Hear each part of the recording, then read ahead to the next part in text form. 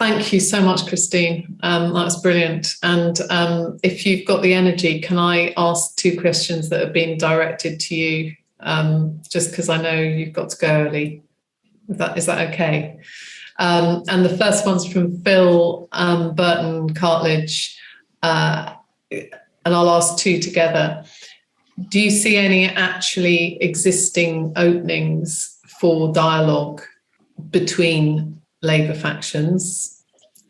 And then there's a second one, which is from Ashley Smith. How important is the idea of community and community wealth building in articulating both the Labour values and general policy inclinations that will winning elections? So Ashley's asking, does some of the pre-existing thinking actually come from the Miliband rather than the Corbyn project? So that's a question. Is the idea of community and community wealth building in articulating Labour values and policy what will win elections? Great. Shall I take those in order? I mean, on the openings for cross-factional dialogue, I mean, other speakers may have thoughts on this as well. I think that, you know, things like the Political Quarterly special issue and the symposium that was had around that, and Renewal Journal do offer spaces to some degree for that, but I feel like it's happening amongst the sort of intelligentsia, maybe more so than like within the party itself. I don't know is the honest answer. Where, you know, and I would love to be involved and would be interested in being involved in any efforts to kind of try and establish sort of good faith dialogue between Labour factions, but I suspect I'm probably one of the last people on the left who is interested in that, because most people just feel so beaten down and unwelcome. And I know there's a lot of colleagues and a lot of people that I know that think I'm just like painfully, willfully naive for even thinking that that's possible. Like that's where a lot of people on the left are at the moment, and I'm sure conversely there's a lot of people on the right that just have no interest in the idea that anyone on the left could have anything interesting to say. So sorry, that's not a very positive or hopeful assessment. Again, kind of other speakers may have more examples or better ideas, may just be more plugged in than I am. It's a really interesting question on the community and community wealth building thing.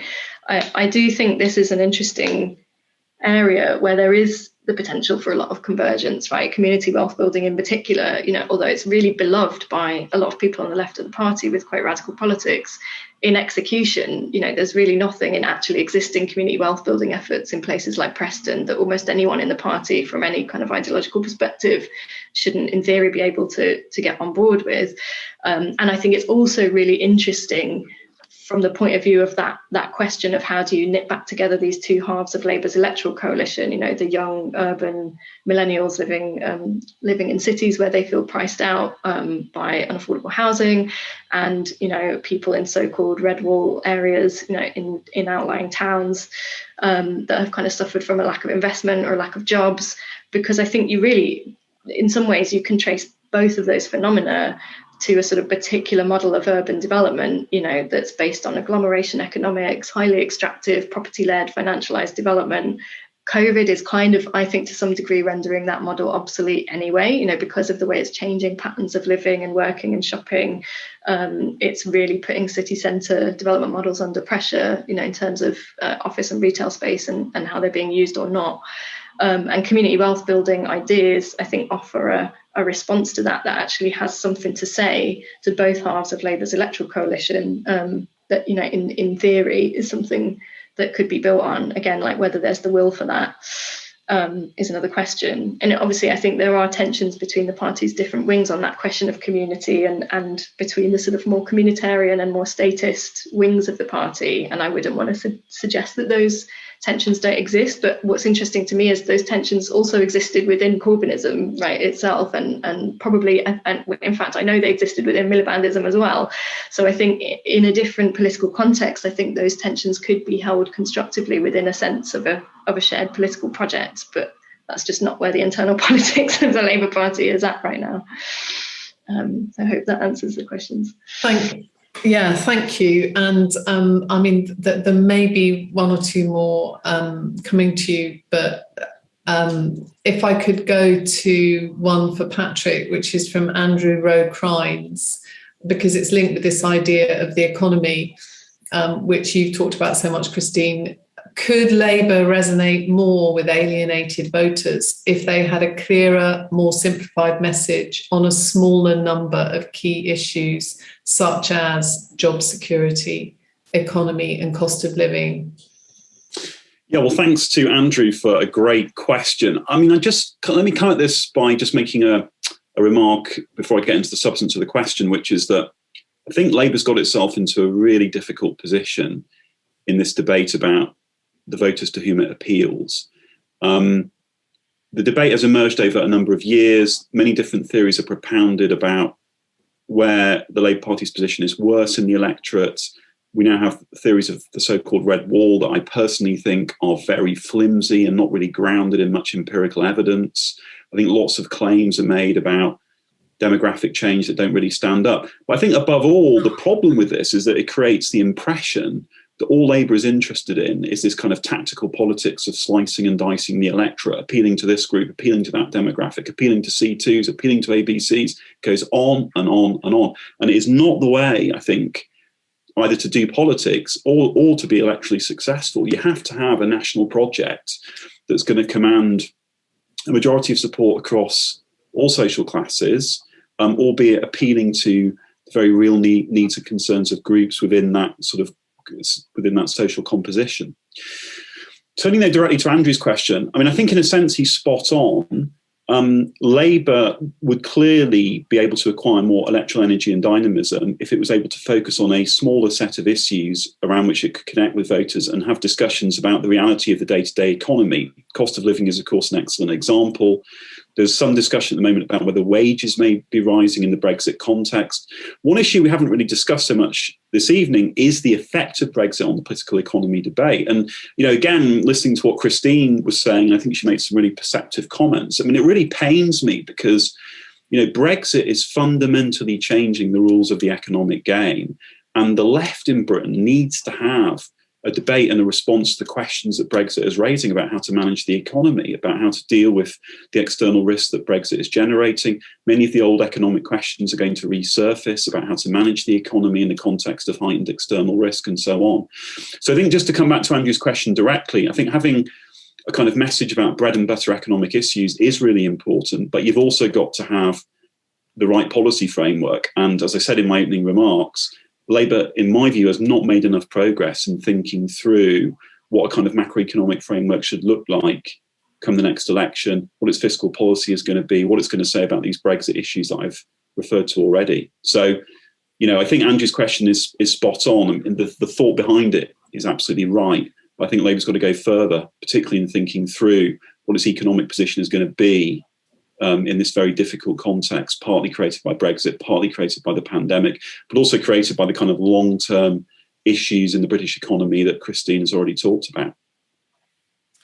Thank you. And we've got one for you, Jeremy, which is about, this claim that Labour councillors felt their jobs were under threat. So Tom Schiller says, do you have any evidence for the fairly derogatory comments that you've made about Labour councillors, because the ones he knows deserve better? And Councillor Ashley Smith says, Jeremy is right that Labour councillors were worried for their jobs, but they were worried because Corbyn had alienated their voters. They weren't threatened by the young left-wing activists. What evidence? What? Living in the world, attending Labour Party meetings regularly, talking to people in all different sections of the party. I mean, it's not. I'm amazed that anybody could say it's not true. But there were lots of Labour councillors who were very worried about the influx of members in 2015. It's an extraordinary claim. You talk to anybody who was active in a constituency party in 2015 when Corbyn was getting elected, there were huge amounts, there were huge efforts going on, to prevent the influx, the new members from becoming fully active in the party.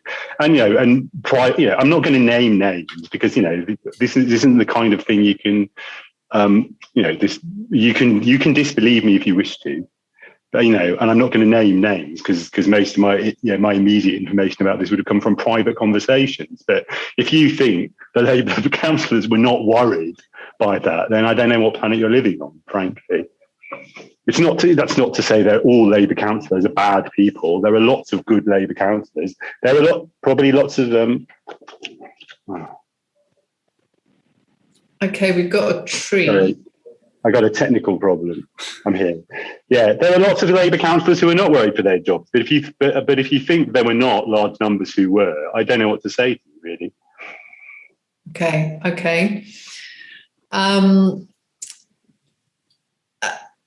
Have we got more questions? Lewis, is there a round two?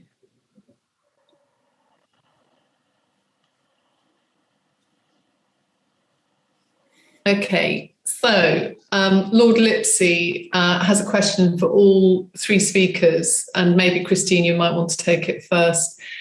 If Corbynism was so potent, why did Labour get decimated under his leadership in 2019? And I think we'll take that one first.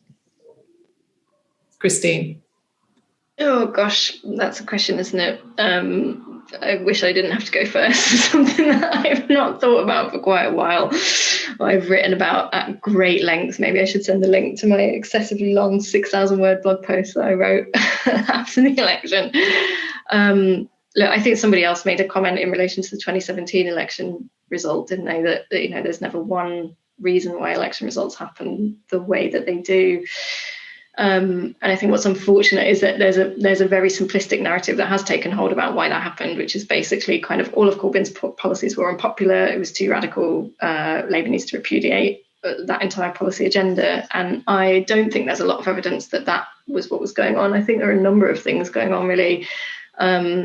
One of them, I think, and I don't buy the idea that 2017 Labour did unexpectedly well only because May was weak. I think at the time it was generally accepted by most people that Labour's manifesto in 2017 was unexpectedly popular, that it had a sense of energy and a sort of breath of fresh air that came from putting forward these ideas like kind of, public ownership of utilities that had just been, unthinkable in British politics for decades, and that everyone expected to be wildly unpopular, but that actually that proved not to be the case.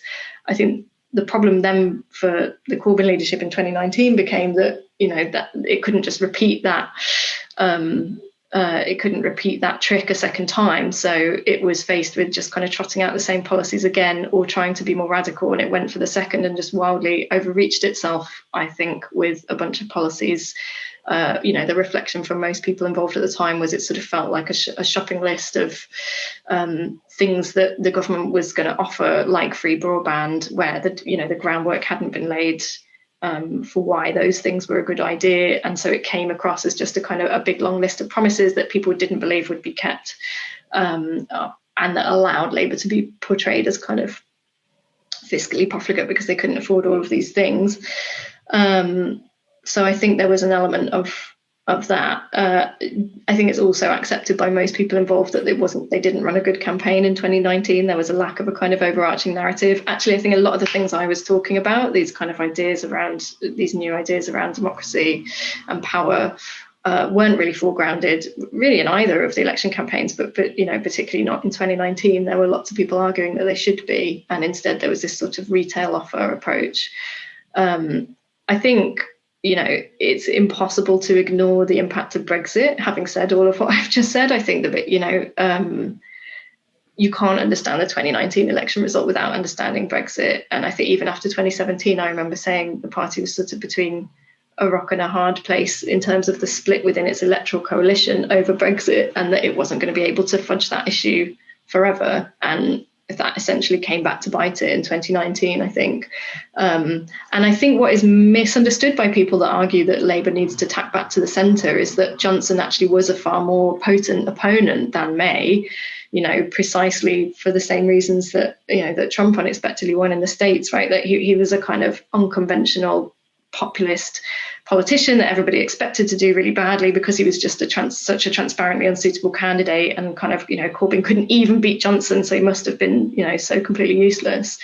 I think is a dangerous narrative because, as Patrick, I think it was Patrick that said that it kind of contributes to this underestimating of Johnson as an opponent and his ability to kind of shapeshift in a way that speaks to the sense of disenfranchisement and alienation from politics that a lot of people who are not voting for Labour feel.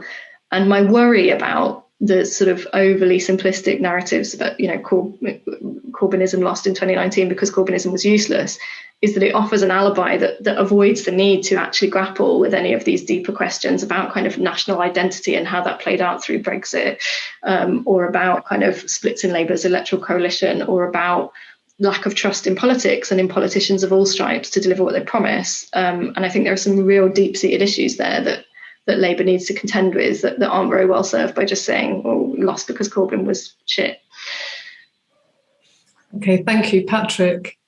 So I just make three very brief comments in response to that question from David Lipsey. I think one is that Brexit was a much more potent issue in the 2019 election than it had been in the 2017 election for a variety of reasons that I won't get into. But Labour was able to strike a position that was characterised at the time as constructive ambiguity in 2017, which was significantly less costly in electoral terms than the situation that emerged by 2019, when, of course, we were much closer to a final Brexit deal. It was harder to strike a more ambiguous position, and Labour clearly paid the price of that.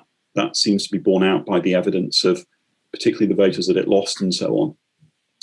I think the second comment I would make, though, and it builds on what Christine was just saying, is about Johnsonism, and I referred to this in my opening remarks briefly. I think the left has really under-theorised Johnsonianism as a national popular project.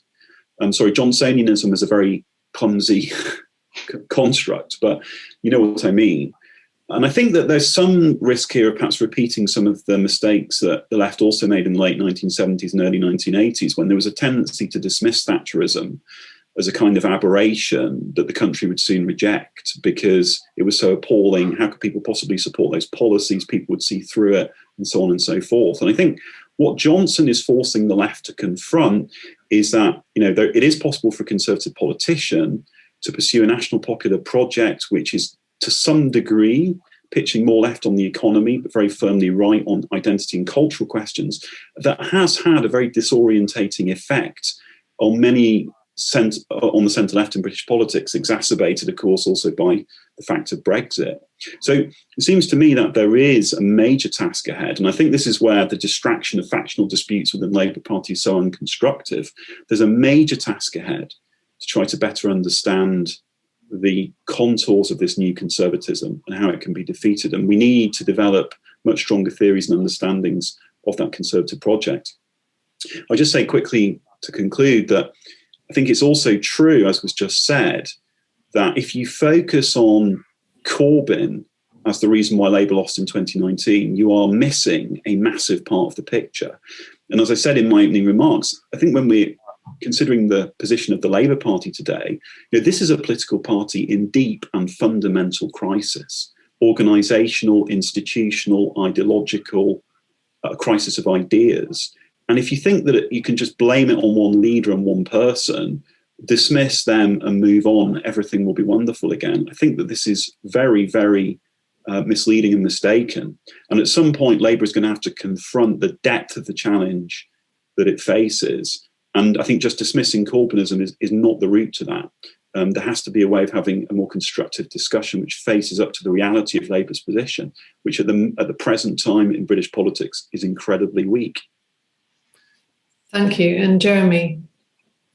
Sure. Well, firstly, I would challenge the terms of the question. I don't think anyone has claimed Corbynism was incredibly potent. It was, we've said that the dismissal of it and the treatment of it by the right, it isn't based on a kind of objective analysis of its strengths and weaknesses, but on their own factional self-interest. But that's not to say by any means that Corbynism didn't have problems. I wrote 30,000 words after the 2019 election on a series of articles on open democracy. And my conclusion in that, the concluding article of that, sort of echoing what Patrick said, indeed said, well, one of the things that happened is that the Tory, there was a general crisis, really, of the common sense which had governed political norms throughout the 90s and 2000s. It really, it was, in effect, a delayed response to the 2008 financial crisis and the fact that living standards just didn't really recover for too many people over the next 7 years. And there were various expressions of that, including the support for Corbyn from the left and from the young, including support for Brexit, including the collapse of the Labour support in Scotland. And Corbynism proposed a solution to that in 2017 at a moment when the Tories really didn't have a solution. By 2019, the Tories did have a solution in place. It was, as Patrick said, it was the national populism of Corbyn, but that was a project which is supported by large sections of the press, a whole apparatus of the media, the complicity of the BBC, etc. Whereas the Corbyn project alternative didn't have any of those advantages. So it's not at all surprising that once the Tories got themselves organised behind a new project, it was going to be more successful. At the same time, I really think you can't, I still think we're still understating how important Brexit was. I mean, Brexit, the thing that doesn't get talked about nearly enough, I think, is that it wasn't just that Brexit was impossible for Labour. It was that Brexit under first past the post was completely impossible for Labour. Okay, the Brexit got 52% in the actual referendum, but because of first past the post, there was something like 68% of constituency had a Leave majority. The first past the post system worked to completely skew the election in favour of Leave. And yet Labour was dealing with a situation in which 2/3 of its electorate had voted Remain. It was clear it was an unwinnable election, an election held on those terms. And I completely disagree with the people on the left who think that just holding to sort of constructive ambiguity or a pro-Brexit position by 2019 could have saved Labour's position. It couldn't. We were hemorrhaging support to the Greens and the Liberal Democrats. It was an unwinnable position. That was why the right wanted an election to be fought on Brexit. I also think you have to put that in a much longer history, in a much longer historical context. I mean, Ford and Soboduska make this point in their book Brexit Land, that I think it's something people on the left also have really not wanted to confront either, that Labour's kind of Achilles heel issue since the 70s has been immigration. It's been the biggest problem for Labour strategically since the 70s has been the success of the right-wing tabloids in promoting a narrative according to which immigration represents a material threat to the wages and genuine interests of working people. Too many people believe that to be true. Too many people demonstrably believe a whole range of things about immigration and its impact on things from welfare spending to housing costs, which are demonstrably untrue, but they demonstrably believe it. And I'm afraid 2017, because was the one election in recent memory when the immigration issue had been effectively suspended because Brexit had won the referendum, and even Labour was going into the election saying that meant the free movement would have to end. So once that issue was suspended, there's about 5% of the electorate who were willing to vote Labour who haven't been normally because of that issue, I think. So those are all critical issues. I think also, as I said in the stuff I wrote on open democracy, Corbynism wasn't potent. There were all kinds of problems with Corbynism, not least Corbyn himself. I mean, Corbyn was a terrible leader for the left populist project that accidentally crystallised around him from sort of 2016 onwards. He was a terrible leader for it. He's not a populist. He's not even a Marxist. He's a sort of ethical socialist, really, whose appeal to people is entirely always framed in a sort of moral register, which just couldn't. I mean, which couldn't really do the job of contesting Johnson's right-wing populism at all. And so I think that's not really. It wasn't surprising at all. I think that faced with Johnson's sort of completely cynical nationalism, it wasn't able to maintain popular appeal.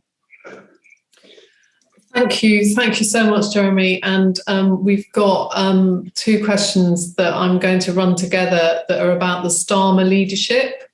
So the first one is from David: how far can the Starmer leadership be seen as the return of the Blairites? However, if you can perhaps link into this second question from John Walsh, are there any credible defences of Starmer, or does Starmer's or does the continuation of the anti-Corbyn sentiment demonstrate that Starmer and his supporters have no project other than eradicate the left? So I suppose the first question is it the return of the Blairites? And the second question is there a credible defence of Starmer apparently trying to eradicate the left? Patrick, do you want to start? And I think Christine may have had to go. So maybe Patrick first and then Jeremy. Yeah, thanks. Well, there's some great comments which are emerging in the chat, so I'm trying to keep an eye on that and also listen to the questions that Anna is firing at us. Just on this question about is there a credible defence of Starmerism, as I tried to set out at the beginning of the discussion, I think it's not so much a question of whether you can defend Starmerism in terms of the position that Labour currently finds itself in. I mean, clearly Labour is in a very difficult position because its opinion poll ratings have not improved. It's finding it very difficult to make its voice heard in national debate in the current context of the COVID crisis and so forth. But the reasons why Starmer finds himself in a difficult predicament obviously go back a long way. And I think we do have to focus on the kind of legacy, the inheritance that was bequeathed to Starmer when he became leader in April 2020. Otherwise, I think you have a very sort of ahistorical view of his leadership and the challenges that he faces as the current leader of the Labour Party. I do think it's also worth saying, and I referred to this very briefly earlier, that all opposition leaders, face major challenges, and being an opposition leader, particularly of the Labour Party, is without question, I think this has been said by a number of people, the most difficult job in British politics. It was difficult for Jeremy Corbyn. It will certainly prove difficult for Keir Starmer. I think one of the problems that Keir Starmer will face is the simple issue that he is likely to be leader of the opposition for a whole parliament. Of course, when Tony Blair became leader in 1994, he was in the very fortuitous position that he came in effect, halfway through the parliament, and he was able to be fresh and different and to sustain momentum all the way through until the 1997 election. When you're doing that for a whole 4 or 5 year parliamentary term, it becomes much more difficult. And I think if you look at the historical experience of previous Labour leaders like Neil Kinnock and Hugh Gaitskell, as I've said, they found opposition a very difficult experience in circumstances where, at least to some degree, Labour's existential position was not in the kind of crisis I think Labour is in today. So I think context is really important, and understanding the structural inheritance of Starmer it is essential in terms of understanding sort of where the Labour Party is.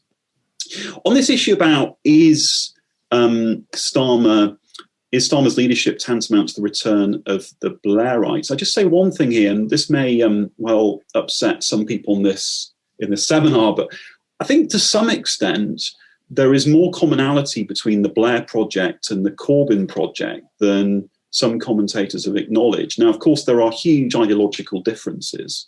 That is clear.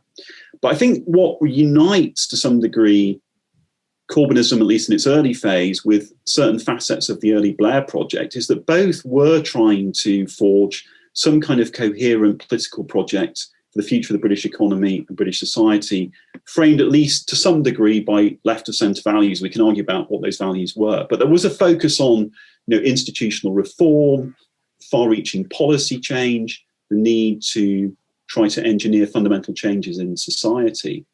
I don't think that Starmerism or the aspirations of Starmerism measure up to that in any meaningful way.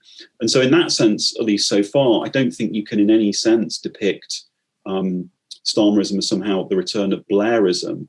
I think for reasons which have been discussed on this call, there are many other factors that have shaped Starmerism, but I don't see it really credibly as the return of some form of Blairite politics in the Labour Party. I think it's offering something very different and distinct from that. And I don't think it measures up either to Blairism or Corbynism in the way that I've described. Thanks. That's really interesting. Thanks. Jeremy? Yeah, I just agree with Patrick, really. I don't think there is any defence that can be made. I think one thing I would say is he clearly shouldn't have taken the job. I mean, it's a very unusual, it was a very weird situation, that leadership election, and it was something I was worried about at the time. That it's very unusual to elect a leader who's only been an MP for sort of 4 years. You know, Blair was considered very young when he became leader. He'd been in Parliament for 11 years. And it shows, and I thought it very much showed in the leadership hustings that the only person who really seemed to know what they were doing was Lisa Nandy.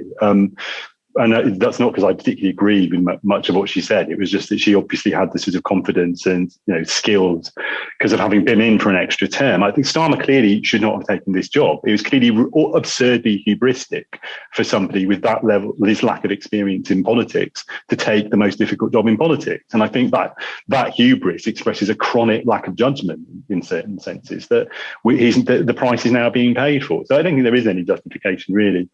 I agree with what Patrick said, and I would add that one of the problems for the sort of the legatees of Blairism, I think, is that the second generation, if you like, of Blairite MPs, the MPs who were largely sort of got into place by progress under the directorship of people like Peter Mandelson, you know, were not of the caliber of the people who initially made the Blair project. They weren't the kind of political street fighters or sort of intellectually ambitious figures who made the Blair project to begin with. They were a very different kind of people, and they were largely selected on the understanding that they would be compliant with the project as it had then been established. They weren't selected as people who would have the intellectual capacity to carry it forward and rethink it under new historical circumstances.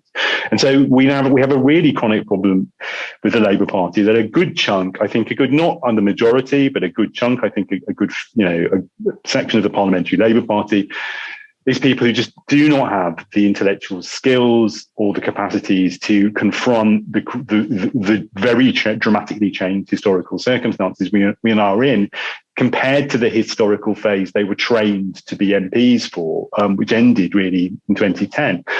And they just can't do it. And I do think on some level, sooner or later, you know, faction notwithstanding, if the Labour Party is going to survive and renew itself, people across the party, including people who may not be at all sympathetic to Corbynism, are going to have to face that fact. They're going to have to confront it. But there are all these people who were made MPs because they suited Peter Mandelson's idea of what a Blairite MP should look like in 2005. They're completely incapable of undertaking the tasks which Patrick rightly sets out as being the ones which are even a Blairite sort of centre-left project would have to undertake today. They're not up to the job, and that's something which, frankly, even Corbyn balked at really dealing with. Can I just ask both of you, because I mean, we can run a bit beyond 7:30, but we were scheduled to stop at 7:30, and so can you answer the next couple of questions, because I know it's hard, but more briefly, so we can just squeeze a few more questions in. So I've got one from Stu and one from Kevin Mansell, and Lewis, maybe if you could say that any other questions, fire them in for one last round after this.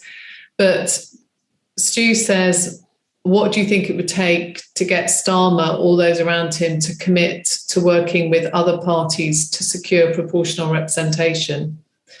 And then I know it's not totally related, but what has, from Kevin Mansell, Brexit and COVID taught the left about public attitudes and priorities? Patrick?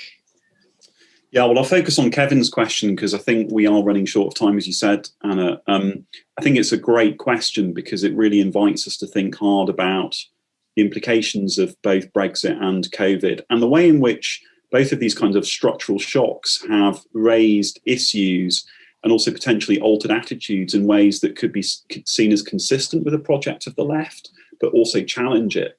So just to say a bit more about that, I mean, some of the work that I've been involved in here at Queen Mary has been looking at whether COVID has engineered a shift towards more collectivist attitudes in British society. In other words, has the experience of the pandemic increased people's appetite to pay more tax, to see increased public spending, and also to see government step in more to defend ordinary workers in the context of heightened austerity because of the kinds of strains that the pandemic has imposed? The very short answer is that it appears that COVID has not had such an effect, at least so far. Social attitudes have remained, broadly comparable with the last 2 decades in terms of there isn't an appetite to dramatically cut public spending and cut taxes, but neither is there really an appetite among voters at the present time to kind of dramatically widen the contours of the state and raise taxes very significantly. That doesn't mean that voters are highly individualist. Obviously, there are still strong collectivist strains, but the pandemic has not perhaps had the kind of effect that some on the left have somewhat wishfully hoped for, that this would engineer a socialist or social democratic moment. Now, what I'm saying, though, does not mean that this is unachievable. I think what it speaks to is the need for the leadership of the Labour Party to have a really compelling story, a story about why the country was left so exposed by COVID. Why was it that after 10 years of Conservative rule, so many institutions, so much of the public sector in Britain was so weak that the UK appears to have suffered a disproportionately negative impact from COVID? And also, of course, the differential impact in terms of inequalities, which the COVID pandemic has only produced. And I think equally on Brexit, Brexit also raises many uncomfortable questions for the left. And I think what Jeremy was saying a moment ago about immigration is absolutely spot on. Immigration and identity have emerged since the late 1960s and early 1970s as key vulnerabilities for Labour and the left. And I think we're still some way from understanding how to counter the sort of national populist project that people like Boris Johnson have promulgated so successfully on Brexit, and indeed the Conservative Party has on immigration policy. So I think these are questions that left really needs to think much harder about. But I'll hand over to Jeremy for the next question. And Jeremy, do you mind just saying something very briefly about proportional representation as well, whether you think you will? Well, the answer to the question, what would it take, is simply it would take the network of, the network of bureaucrats, councillors, MPs in the Labour Party who are currently sort of steering Starmer's project to become convinced that not the working with other parties and introducing PR was the best way, not just to win an election, which, as I say, I don't think they even care about, but to keep their jobs. That's it. They would have to believe there was some real threat to their jobs in not doing that. Otherwise, there's no way they'll do it, because there's nothing in it for them. There's nothing in PR for them? No, because they don't care. I think you really have to understand, my contention is, and this is based on all the evidence, that they're way past caring about ever forming a Labour government. I mean, I think if you really look at the function of the Labour Party historically, the Tories have won almost 80% of elections since mass suffrage. The Labour governments are a historically unusual occurrence. Mostly what the Labour Party does is it provides careers for these people by being a party of permanent opposition, and they're very comfortable with that. Okay. All right then. Well, this is squeezing the last questions in. Okay, so the first one is from Alan Finlayson, who says, parties win by giving shape to emerging trends, providing a vocabulary through which people understand themselves. Crudely speaking, New Labour helped give a shape to and politics to a new generation of white-collar workers, thinking of themselves as culturally liberal but also consumerist individualist. Vote Leave helped define another bloc as left behind, culturally conservative, patriotic in a certain sort of way. Can we see any cultural emergent trends or economic or generational that could be appealed to but are being missed? And finally, Eunice Goes asks, is Labour under Starmer doomed to fail? So I'm afraid it is going to have to be 2 minutes each. Jeremy, do you want to go first this time? Okay, answer to Eunice is yes. And to Alan, well, I actually think Patrick already answered this question in his analysis of what was good about Corbynism in its early phase. I mean, obviously, there are a whole set of emergent constituencies, young people, we talk about young graduates as if there's not a lot of them. I mean, young graduates is most young people now. It's an emerging generation. So, and I think they are, this is a lot of cliches, but there is a very different sort of distribution of individualist and collectivist sentiment amongst those young graduates. They are very collectivist in certain ways. They're used to being networked. They're used to doing certain things together. They're also used to having a lot of personal freedom in other ways. And Corbynism did capture that and also managed to capture it in a way which it could sell to a broader electorate in 2017 quite successfully, I think that does give us some grounds of optimism for a sort of 21st century socialist project if it can carry out the task which Patrick has keep enumerating for us. So I think the answer there is I think the answer is yes, clearly, but and it's clear that you can't do that and let David Evans run the Labour Party. You can't do both. Basically, that's the problem. Okay, thank you. And Patrick? So very quickly, I can be, I think, even more pessimistic than Eunice was in her question by putting it this way. I think that, as others have said, the chances of Labour winning the next election at the moment look very unlikely, given its current poll position. But of course, politics can change. Contingency is never present fact. And it's possible that things could shift in ways that are dramatic that we haven't foreseen. So I think you can't rule out Labour winning the next election. But the issue I want to put on the table, Anna, which, as I say, in a way is even more negative or pessimistic, is if it did win, what would it do in power? What would Labour actually do in government? If it were to be in the extremely fortuitous position that it did manage to scrape through and somehow either get a majority or be a minority government after the next general election, what would Labour be for? What would it exist to do? What would it be trying to achieve in power? What kind of economic and social policies would it be pursuing? And I think, as I've hopefully emphasised throughout this discussion, the answer to those questions is just too unclear. There's far too much ambiguity. And, that's what makes me, I think, really pessimistic about Labour. But having said all of that, there are intellectual resources around, and the left has to try and get its act together. As Jeremy said, the history of the last 120 years is that British politics has been dominated by the centre-right. I think the cost of that have been felt in all sorts of ways. And therefore, as I said in my opening remarks, I think there is an obligation on progressive forces, not just in the Labour Party, but more broadly, to come together and to have dialogue about how conservatism in Britain can be defeated. And we need a strategy to do that. And I think we need to look beyond just the Labour Party in order to achieve it. Alan's question, of course, was brilliant. I can't do justice to it. I would just say very quickly, and this is a ridiculously sort of broad brush statement, but I think green and climate issues are going to be massively consequential. And I think if Labour and Social Democrats can think about the question of the climate and green politics from this perspective of refracted through the lens of how individuals see politics, how we can construct a new political language, I think that's going to be really, really fundamental to the period ahead. So, sorry, it's a very broad brush answer, but I think I would be really thinking hard about climate and green questions in respect of the issue that Alan raised. Thanks. Thank you so much, and thanks for getting green issues in at the end, because it was always going to be really difficult in this seminar to cover all the issues, but thank you. And we're going to end now, thank you so much for everyone who has participated, and there's been this fairly incredible discussion in the chat, and I'm sorry if we didn't get to all the questions.